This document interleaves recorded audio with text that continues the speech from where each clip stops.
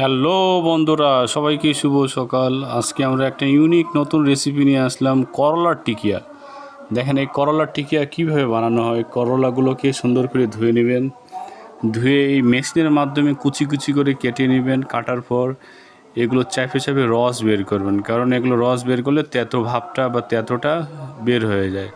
এই যে বের করার পর এটাকে সুন্দর করে আলাদা করে নেবেন। আলাদা করার পর একটু কড়াইয়ের মধ্যে একটু তেল, কাঁচা পেঁয়াজ, রসুন, আদা গুঁড়া, এবার দেখেন করলা দিয়ে এটাকে একটু ভাজতে হবে। লবণ দিব, গুঁড়া হলুদ, জিরে গুঁড়ো দিয়ে একটু সুন্দর করে একটা শুকনো ভাজে নিতে হবে। সাথে কাঁচামরিচ দিতে হবে আর একটু চিনি দিতে হবে। চিনি দিলে হয়টা কি, যে তিতো ভাব যেটা থাকে সেটা বের হয়ে যায়। সাথে বেসন দিতে হবে, বেসন দিয়ে তারপরে এর মধ্যে লেবু দিতে হবে। লেবু আর ধনিয়া পাতা দিলে আরও সুন্দর স্বাদ হয়।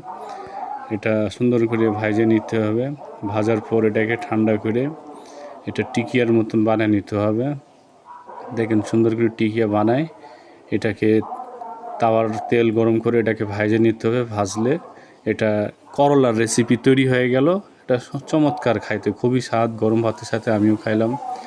আমাদের ভিডিওটি ভালো লাগলে আপনারা অবশ্যই চ্যানেলটি সাবস্ক্রাইব করবেন এবং আমাদের ভিডিও দেখতে থাকবেন।